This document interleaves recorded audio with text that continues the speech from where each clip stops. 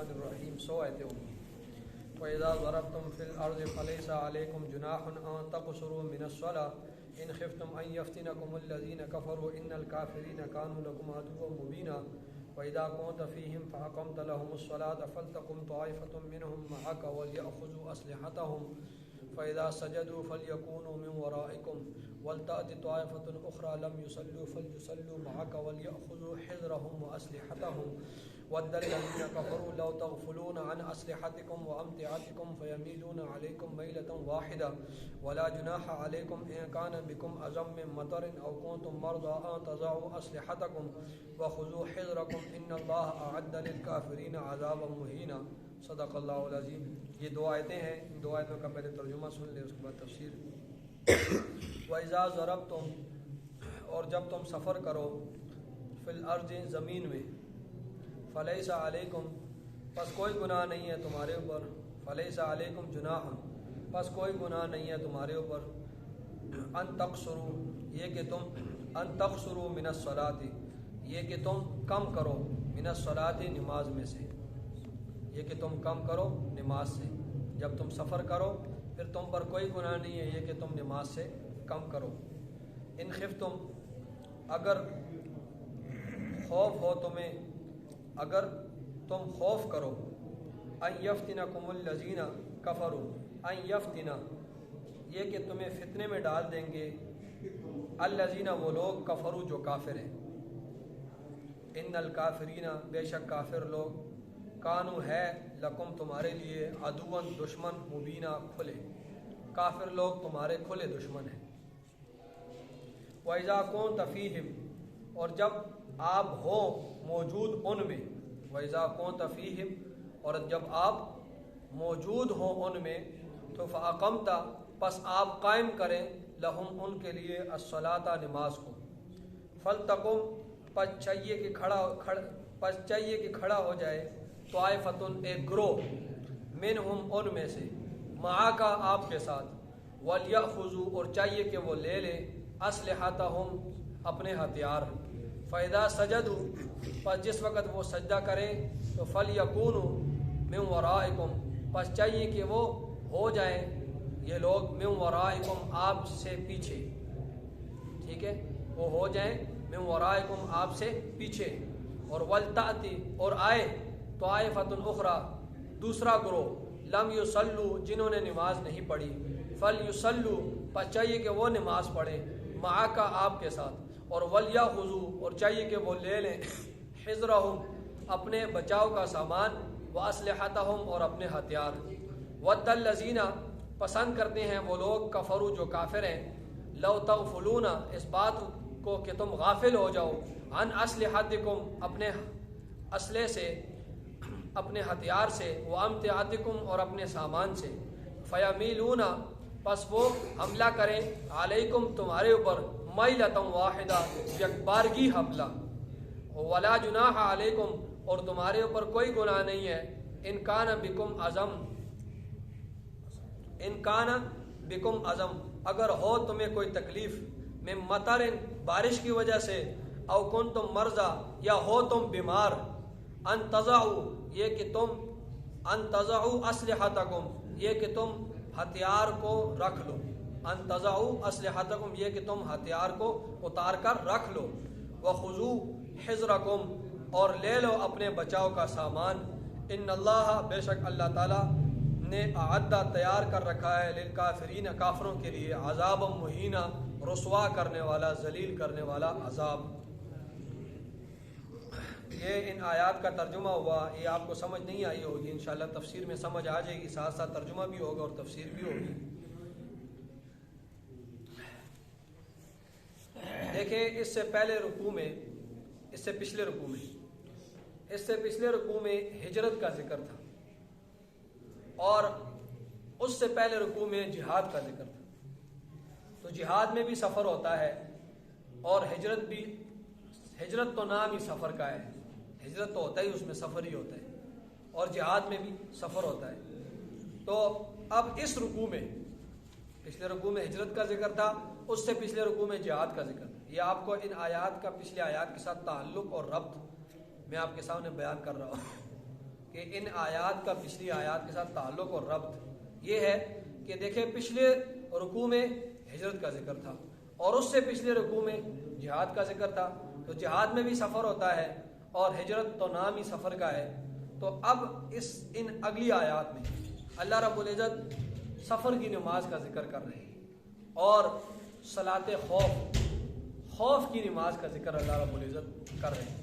دو نمازوں کا اللہ رب العزت ذکر کر رہے ہیں، ایک سفر کی نماز کا ذکر اور دوسرا خوف کی نماز کا ذکر کریں گے اور آگے ان کا حکم بیان اللہ رب العزت بیان کریں گے. ٹھیک ہے، دیکھیں سفر، جب کوئی شخص سفر کے لیے نکلتا ہے اور وہ سفر 48 میل کے لیے سفر کے لیے نکلتا ہے تو یہ شخص مسافر کہلاتا ہے شریعت کی اصطلاح. کوئی بندہ سفر کے لیے نکلا 48 میل اس نے سفر کرنا ہے یا 48 میل سے زیادہ کرنا ہے تو اب یہ شرعی اعتبار سے یہ کیا ہے؟ مسافر ہے. جو شخص سفر کے لیے نکلتا ہے 48 میل، اب یہ سفر جو 48 میل کا سفر ہے یہ پیدل طے کرتا ہے یا گاڑی میں یا گھوڑے کے اوپر یا جہاز میں، اس سے کوئی نہیں ہے. بس سفر 48 میل کا ہو تو یہ شخص کیا ہے؟ یہ مسافر شمار ہوگا. اب شرعی طور پر اس کو کیا کہا جائے گا؟ مسافر. اب جب یہ مسافر ہوا تو اب یہ 4 رکعت کے بجائے 2 رکعت نماز پڑھے. جو نمازیں جن میں 4 رکعتیں ہیں فرض نمازیں، تو ان 4 رکعتوں کے بجائے یہ کیا کرے گا؟ 2 رکعتیں پڑھے گا. ٹھیک ہے، اور جو 2 رکعتیں ہیں یا 3 رکعتیں ہیں تو وہ 2 ہی اور 3 ہی رہیں گے. ٹھیک ہے، اب ظہر کی نماز ہے تو وہ 4 کے بجائے 4 رکعت فرض کے بجائے جب یہ سفر پر نکلے گا، ایسا سفر جس میں 48 میل کا سفر ہو تو پھر اس میں 4 رکعت کے بجائے کتنا پڑے گا؟ ظہر کی نماز میں 4 کے بجائے 2 پڑے گا. عصر کی 4 رکعت فرض میں 4 کے بجائے کتنا پڑے گا؟ 2. اور مغرب کی 3 میں کتنا پڑے گا؟ 3 ہی پڑے گا. اور عشاء میں 4 کی جگہ 2 اور فجر میں 2 کی جگہ 2 ہی پڑے گا. یہ اصول ہے فرضوں کے متعلق. ٹھیک ہے، یہ اصول کس کے متعلق ہے؟ فرضوں کے متعلق. باقی رہ گئی بات سنتوں کی، تو سنتوں کے بارے میں یہ ہے کہ اگر وہ سفر ایسا ہے کہ چلتا ہوا سفر ہے، ٹھیک ہے، سفر مسلسل کر رہا ہے، مثال کے طور پر ایک گاڑی سے اترتا ہے پھر دوسری گاڑی میں بیٹھ جاتا ہے اور اس کو ٹائم نہیں مل رہا، تو پھر احناف کے نزدیک مفتہ بھی قول یہ ہے کہ پھر یہ سنتوں کو چھوڑنا اس کے لیے بہتر ہے. سب سے بہتر کیا ہے کہ اس کو یہ سنتوں کو چھوڑ دیں. ٹھیک ہے، لیکن اگر ایسا سفر ہے کہ جس میں یہ ٹھہرا ہوا ہے، ماموں کے گھر چلا گیا، چاچو کے گھر چلا گیا، ادھر یہ 3-4 دن ٹھہرے گا، تو پھر یہ ہے کہ یہ سنت موقدہ کیا کر لے؟ پڑھ لے، بہتر ہے. ٹھیک، وہاں بھی موقدہ نہیں ہوگی، تاکید کے ساتھ نہیں ہوگی، پڑھ لے بہتر ہے اس کے لیے. ٹھیک ہے، لیکن سنتوں میں کسر نہیں ہے. نہیں پڑھتا تو نہ پڑھے، پڑھے گا تو پھر پوری پڑھے گا. وہ جو 4 کی رکعت وہ جو بات تھی نا کسر کی، جو سفر میں کسر کرے گا وہ فرضوں کے متعلق تھی. ٹھیک ہے، 2 باتیں ہو گئی. تیسری بات یہ ہے کہ یہ کسر تب کرے گا کہ جب 15 دن یا 15 دن سے زیادہ ٹھہرنے کی نیت کرے گا. جہاں پر جا رہا ہے ایسا سفر جہاں پر 48 میل ہے اور وہاں پر یہ 15 دن یا 15 دن سے زیادہ ہے تو پھر نماز پوری پڑے گا. یہ میں غلط ہو گیا ہوں، زبان پھسل گئی ہے. اگر 15 دن یا 15 دن سے زیادہ ادھر ٹھہرنے کی نیت کرتا ہے تو پھر نماز پوری پڑے گا. اور اگر 15 دن سے کم وہاں پر ٹھہرنے کی اس کی نیت ہے تو پھر نماز میں کیا کرے گا؟ کسر کرے گا. نماز میں کیا کرے گا؟ کسر کرے گا. 3 باتیں ہو گئی. چوتھی بات کہ امام اگر جہاں پر کسر کر رہا ہے تو اگر جماعت کے ساتھ پڑھے گا، امام جو ہے وہ کیا ہے؟ وہ وہاں پر مقیم ہے تو پھر اس کے پیچھے پوری پڑے گا. ٹھیک ہے، امام مقیم ہے تو اس کے پیچھے پوری پڑے گا. ٹھیک ہے، اگلی بات کہ یہ 2 باتیں ہوگی. 5ویں بات یہ ہے کہ آیا یہ سفر میں کسر کرنا یہ ضروری ہے یا جائز ہے، رخصت ہے؟ ٹھیک ہے، یہ بات پتہ نہیں آپ لوگ سمجھیں گے یا نہیں کہ یہ جو کسر ہے یہ آیا ضروری ہے یا رخصت ہے اور اجازت ہے کہ بھائی کسر کرنی ہے تو کسر کر لو، پوری پڑھنی ہے تو پوری پڑھ لو. تو یہ آیا یہ کسر جو ہے یہ ضروری ہے یا صرف اجازت ہے کہ بھائی 4 پڑھنی ہے تو 4 پڑھ لو، 2 پڑھنی ہے تو 2 پڑھ لو. تو اس میں پھر اختلاف ہے. امام شافعی رحمہ اللہ فرماتے ہیں کہ قصر جو ہے یہ ضروری نہیں ہے. امام شافعی فرماتے ہیں ضروری نہیں ہے، اجازت ہے کہ 4 پڑھنی ہے تو 4 پڑھ لو، 2 پڑھنی ہے تو 2 پڑھ لو. یہ انسان کے اوپر اپنی ہے. ٹھیک ہے، یہ ایک اللہ نے سہولت دی ہے. تو اس میں بندے کو اختیار ہے کہ وہ اگر پوری پڑھتا ہے تو پوری پڑھ لے، اگر 2 پڑھتا ہے تو کیا کر لے، 2 پڑھ لے. امام صاحب فرماتے ہیں کہ نہیں، قصر ضروری ہے، سفر میں قصر ضروری ہے. امام صاحب فرماتے ہیں کہ رسول اللہ صلی اللہ علیہ وسلم نے جب بھی سفر کیا تو آپ صلی اللہ علیہ وسلم نے کبھی بھی ایسا نہیں کیا کہ نماز پوری پڑھی ہو. اس کو کہیں کہ نماز اور جگہ پڑھ لیں.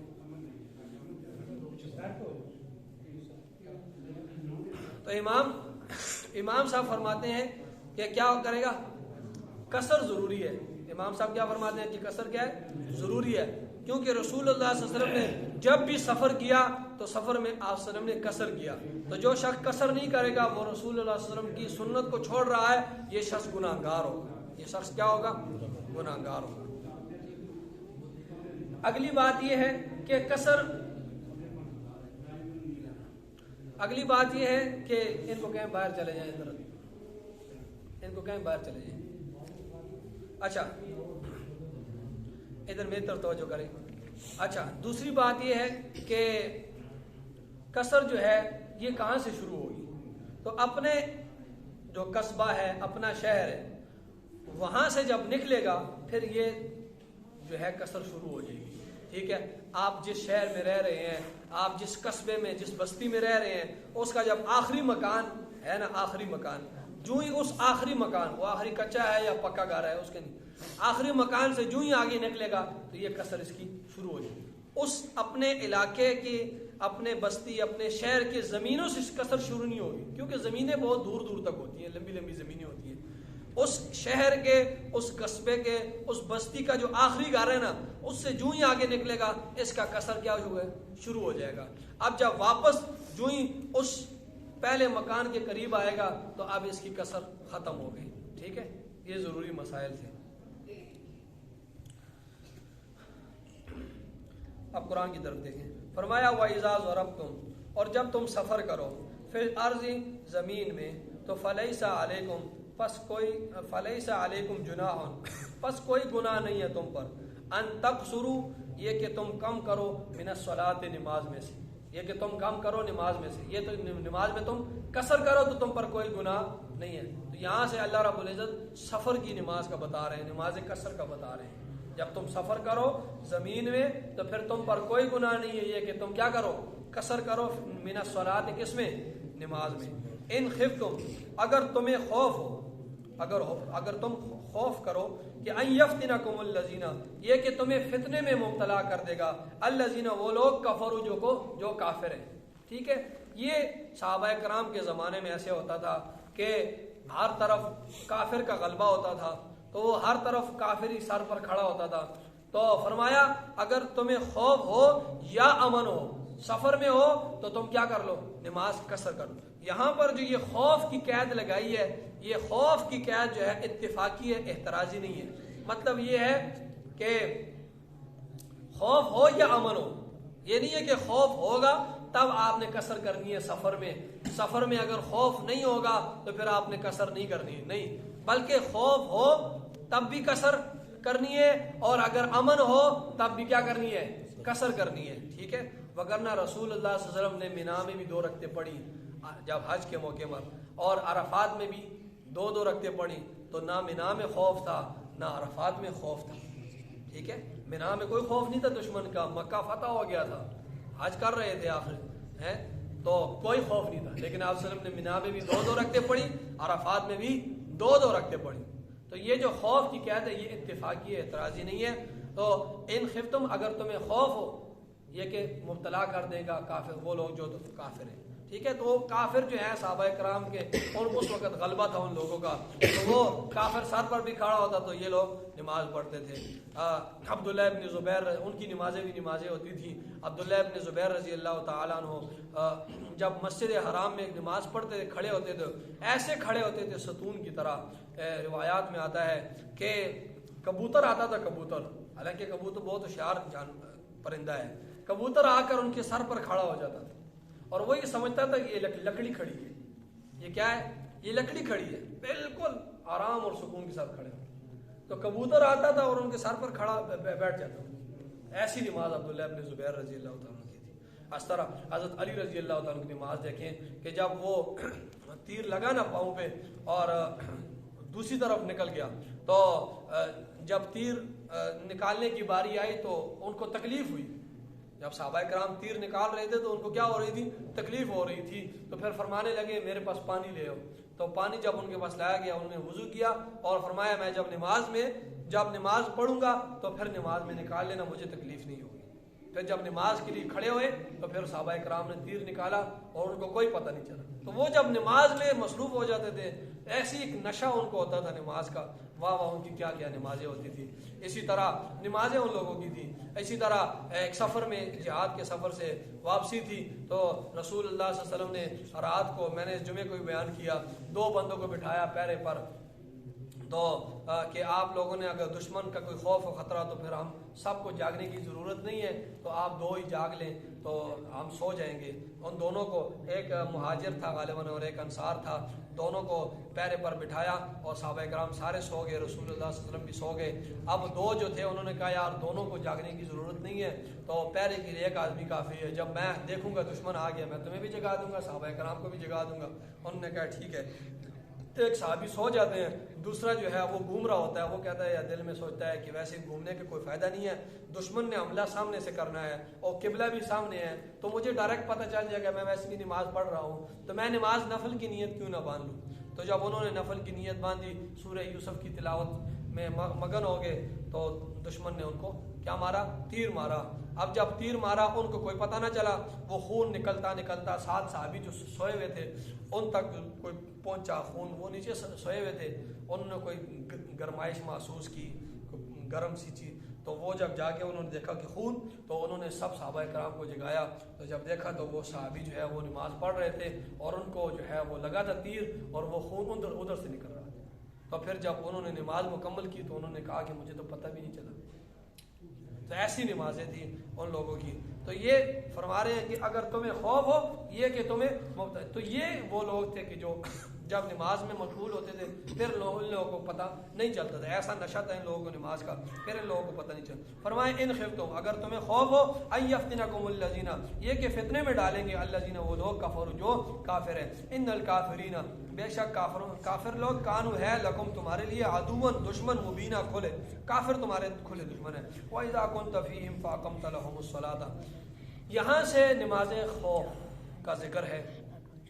اللہ رب العزت حکم بیان کر رہے ہیں. ایک غزوہ تھا، غزوہ ذات الرقاع. اس غزوے میں کافروں نے یہ پلان بنایا کہ یہ مسلمان جو ہے جب نماز پڑھنے لگیں گے نا، تو یہ جب نماز پڑھتے ہیں انہیں کوئی ہوش نہیں ہوتی ہے، تو جب یہ سجدے میں ہوں گے سارے تو ہم ایک دم حملہ کریں گے، تو جو ہے ان کو جو ہے ان پر ایک دم حملہ کریں گے، ان کے ہتھیار بھی باہر پڑے ہوں گے. تو جب یہ سجدے میں جائیں گے، سارے نماز میں جب اکٹھے سجدے میں جائیں گے ان پر حملہ کریں گے، اس طرح ہم ان کو شکست دے دیں گے. اب جب یہ ساری پلان انہوں نے بنائی تو جبرائیل امین آئے وہی لے کر، اور انہوں نے پھر رسول اللہ صلی اللہ علیہ وسلم کو ان کا دشمنوں کا، جو اس غزوے میں جو آپ صلی اللہ علیہ وسلم خود بھی شریک تھے، تو اس دشمن نے جو پلان کیا تھا وہ سارا بتایا اور نماز خوف کا طریقہ بتایا کہ آپ نے اس طرح نماز پڑھنی ہے. نماز خوف کا طریقہ یہ ہے کہ اگر 2 رکعت نماز ہے، اس کو غور سے سنیں، 2 رکعت نماز ہے، جہاد کے میدان میں نماز پڑھنی ہے اور مجاہدین سارے سفر میں ہیں، ٹھیک ہے، دور علاقے میں گئے ہیں، سفر میں ہیں، 2 رکعت نماز انہوں نے پڑھنی ہے، 2 رکعت ہی ہوگی پھر، تو پھر اور ایک امام کے پیچھے پڑھنی ہے، ٹھیک ہے. کیونکہ بعض لوگ ایسے ہوتے ہیں کہ وہ پوری قوم بضد ہوتی ہے کہ ہم نے اسی امام کے پیچھے پڑھنا ہے، جس طرح رسول اللہ صلی اللہ علیہ وسلم امام تھے تو ہر صحابی کی یہ خواہش ہوتی تھی کہ ہم نے رسول اللہ صلی اللہ علیہ وسلم کے پیچھے ہی نماز پڑھنی ہے. تو 2 رکعت نماز پڑھنی ہو تو اور ایک امام کے پیچھے پڑھنا ہو. پھر طریقہ کار یہ ہے کہ جنگ کے موقع پر کہ امام 2 ٹولیاں بنائے گا، 2 ٹولیاں بنائے گا، ایک گروہ جو ہے وہ دشمن کے سامنے کھڑا کر دے گا اور جو دوسرا گروہ ہے وہ اپنے پیچھے کھڑا کر دے گا، ٹھیک ہے. اب وہ نماز پہلی رکعت جب پڑھے گا رکوع قیام رکوع سجدے دو کرے گا. اب وہ دوسری رکعت کے لیے امام کھڑا ہو جائے گا. اب یہ جو نماز پڑھ رہا تھا نا جو گروہ, تو وہ چلا جائے گا دشمن کے سامنے کھڑا ہو جائے گا. اور جنہوں نے نماز نہیں پڑھی تھی نا, تو اب انہوں نے ایک رکعت پڑھ لی ہے, یہ چلے گئے ہیں دشمن کے سامنے کھڑے ہو گئے ہیں. اب وہ جو دشمن کے سامنے گروہ کھڑا تھا وہ آئے گا اور وہ اس امام کے پیچھے کھڑا ہو جائے گا. ٹھیک ہے, اب امام کے پیچھے نماز پڑھے گا. اب امام کی دوسری رکعت ہے اور اس گروہ کی پہلی رکعت ہے.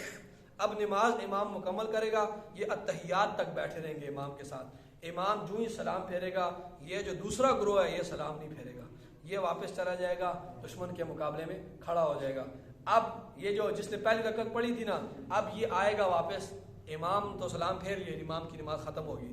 اب یہ اپنی ایک رکعت پوری کرے گا, ایک رکعت پوری کر کے تحیات پڑھ کے سلام پھیرے گا. اب یہ واپس چلا جائے گا. اب وہ جو گروہ تھا جس کی ایک رکعت رہے گی, اب وہ واپس آئے گا اور اپنی ایک رکعت نماز پوری کرے گا. ٹھیک ہے, یہ ہے جنگ میں صلاۃ خوف کی نماز پڑھنے کا طریقہ ہے. یہ دو رکعت اگر پڑھنی ہو. ٹھیک ہے, اور اگر 4 رکعت پڑھنی ہے تو پھر 2 گروہ ہوں گے. ایک گروہ دشمن کے مقابلے میں کھڑا ہوگا اور ایک گروہ جو ہے وہ امام کے ساتھ کھڑا ہوگا. اور جو پہلا گروہ ہے وہ 2 رکعت پڑھے گا اور پھر پہلے گروہ ادھر چلا جائے گا. پھر دوسرا گروہ آئے گا, وہ 2 رکعت پڑھے گا, واپس پھر چلا جائے گا. اور پھر یہ جو جس نے 2 رکعتیں پڑھی ہیں یہ پھر آئے گا اور یہ اپنی 2 رکعتیں مکمل کرے گا. یہ پھر جائے گا اور وہ جس نے 2 رکعتیں پڑھی تھی وہ آئے گا اور وہ 2 رکعتیں اپنی, تو دونوں کی نمازیں پوری ہو جائیں گی. اس میں جو نقل و حرکت ہو رہی ہے اس کی وجہ سے نماز نہیں ٹوٹے گی. ٹھیک ہے, لیکن اس میں باتیں نہیں کرنی ہے. یہ نہیں کہ آج آپ نے 2 رکعتیں پڑھ لی تو بھی آئے, ایسے نہیں ہے. بس وہ ان کو پہلے سے سمجھایا ہوگا تو وہ اس طرح آتا جائے گا. یہ 2 رکعتیں. اور اگر 3 رکعت والی نماز ہے, مغرب کی نماز ہے, تو پھر یہ ہے کہ پہلا جو گروہ ہے وہ 2 رکعتیں پڑھے گا اور پہلا گروہ, اور پھر جب جائے گا تو دوسرا آئے گا وہ پھر اس طرح. یہ طریقہ کار ہے. ٹھیک ہے, یہ اس صورت میں ہے کہ جب سارا جو مجاہدین ہے وہ ایک ہی امام کے پیچھے نماز پڑھیں. نیک لوگوں کے پیچھے نماز پڑھنی چاہیے نا. امام جتنا نیک ہوگا اس کی نماز قبول ہوگی, اس کی جتنی اعلیٰ درجے کی ہوگی پیچھے مقتدیوں کی بھی اس اعلیٰ درجے کی ہوگی. ٹھیک ہے, تو یہ اس صورت میں جب پورا گروہ جو ہے وہ ایک ہی امام کے پیچھے, ایک ہی کمانڈر کے پیچھے نماز پڑھے. اور اگر اس طرح نہیں ہے تو پھر آسان طریقہ ہے, 2 امام بنا لیں, ایک امام ایک کو پڑھا دے اور جب وہ نماز پڑھ لے پھر دوسرا بندہ امام بن جائے, تو وہ آسان طریقہ ہے. ٹھیک ہے, فرمایا وَإِذَا كُنْتَ, اور جب فیہم, اور جب آپ ان میں موجود ہوں, آپ ان میں موجود ہوں. اب صحابہ کرام کی خواہش کیا تھی کہ ہم نے آپ وسلم کے پیچھے نماز پڑھنی ہے, تو فرمایا وَإِذَا كُنْتَ فِيهِمْ, جب آپ ان میں موجود ہوں تو فَأَقَمْتَ لَهُمُ الصَّلَاةَ, پھر آپ قائم کریں ان کے لیے الصلاۃ نماز کو. تو فَلْتَقُمْ, پس چاہیے کہ کھڑا ہو طائفۃ, ایک گروہ, منہم, ان میں سے, معک, آپ کے ساتھ. اب یہ سارا طریقہ جب جبرائیل امین نے بتایا نا, پھر آپ صلی اللہ علیہ وسلم نے ان 2 گروہوں کو یہ بات ساری سمجھائی کہ ہم نے اس طرح 2 رکعت پڑھنی ہے, ایک گروہ نے اس طرح میرے ساتھ نماز پڑھنی ہے, پھر چلا جائے گا, پھر دوسرا آ جائے گا. تو فرمایا فَلْتَقُمْ, پس چاہیے کہ کھڑا ہو ایک طائفۃ, ایک گروہ, منہم, ان میں سے, معک, آپ کے ساتھ, اور وَلْيَأْخُذُوا, اور چاہیے کہ وہ لے لیں أَسْلِحَتَهُمْ, اپنا اسلحہ. ٹھیک ہے, اپنا اسلحہ لے لیں. فَإِذَا سَجَدُوا, پس جس وقت وہ سجدہ کرے, پہلی رکعت کے 2 سجدے کر لے تو وہ چلا جائے گا. فَلْيَكُونُوا مِنْ وَرَائِكُمْ, پس چاہیے کہ یہ لوگ آپ سے پیچھے ہو جائیں. کہ جو پہلا گروہ تھا نا, جب انہوں نے سجدہ کر لیا, پہلی رکعت کے 2 سجدے کر لیے, پس ان کو چاہیے آپ کے پیچھے سے نکل جائیں, چلے جائیں. فَلْيَكُونُوا, پس یہ لوگ ہو جائیں, مِنْ وَرَائِكُمْ, آپ کے پیچھے سے ہٹ جائیں. وَلْتَأْتِ, اور چاہیے کہ آئے طَائِفَةٌ أُخْرَى, دوسرا گروہ, اور لم یصلوا, جنہوں نے نماز نہیں پڑھی, فلیصلوا, پس چاہیے کہ وہ نماز پڑھے معک, آپ کے ساتھ, اور ولیأخذوا, چاہیے کہ وہ لے لیں حذرہم, اپنے بچاؤ کا سامان, واسلحتہم, اور اپنا اسلحہ. کیوں؟ اس وجہ سے کہ ود الذین, پسند کرتے ہیں وہ لوگ کفروا, جو کافر ہیں, اس بات کو پسند کرتے ہیں کہ لو تغفلون, کہ تم غافل ہو جاؤ, عن اسلحتکم, اپنے ہتھیار سے, وامتعتکم, اپنے سامان مطلب زرہ اور خود, یہ ٹوپیاں وغیرہ جو ہے ان سے, فیمیلون, ان سے تم غافل ہو جاؤ, تو فیمیلون, پس وہ حملہ کرے, علیکم, تمہارے اوپر, میلۃ واحدہ, یک بار ہی حملہ, ولا جناح علیکم, کوئی گناہ نہیں ہے تم پر, ان کان بکم عظم, اگر ہو تمہیں کوئی تکلیف, میں مطرن, بارش کی وجہ سے. اس کا مطلب یہ ہے نا, جنگ میں بارش ہوئی ہے تو بارش کی وجہ سے کپڑے گیلے ہوتے ہیں, تو وہ جو کپڑے انسان نے پہنے ہوتے ہیں اس سے بھی تنگ ہوتا ہے کہ وہ سارے کپڑے گیلے ہوتے ہیں.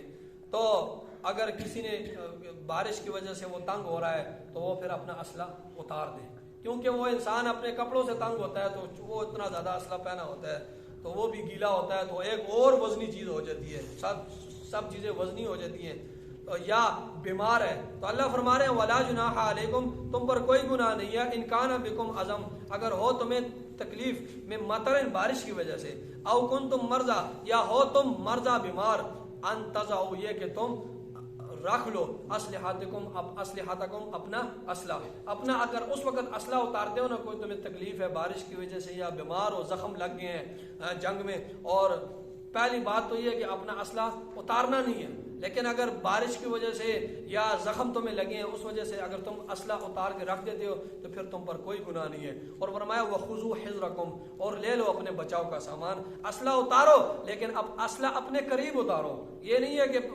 دشمن حملہ کرے گا, آپ نے اسلحہ دوسری جگہ رکھا ہوا ہے, آپ پھر اسلحے کے پیچھے بھاگو گے تو یہ سارا بہت بڑا نقصان ہو جائے گا. کیوں؟ یہ جان اللہ کی امانت ہے اور اس کی حفاظت تمہیں کرنی ہے. ایک تو جب تم اسلحہ دور رکھو گے, ایک تو اپنے خود بھی تکلیف تمہیں ہوگی اور اللہ کے حکم کی نافرمانی بھی ہوگی, تو نافرمانی الگ اور تکلیف الگ, گناہگار الگ تکلیف الگ. فرمایا اپنے جو اسلحہ تم اتارتے ہو تو اپنے قریب ہی رکھو. وَخُذُوا حِذْرَكُمْ, لے لو اپنے بچاؤ کا سامان. ان اللہ, بے شک اللہ تعالیٰ, اعد, اس نے تیار کر رکھا ہے, للکافرین, کافروں کے لیے, عذاب مہینہ, رسوا کرنے والا عذاب. آمین. الحمدللہ